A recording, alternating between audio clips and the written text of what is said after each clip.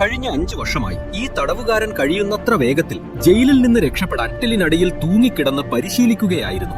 പക്ഷേ എല്ലാ തവണയും കുറച്ചു കഴിഞ്ഞ് അയാൾ താഴെ വീഴുമായിരുന്നു. ഇന്ന് അയാൾ 230 സെക്കൻഡ് കട്ടിലിനടിയിൽ തൂങ്ങി നിന്നു. എന്നിട്ടും അയാൾക്ക് ഒരു സന്തോഷമുണ്ടായിരുന്നില്ല.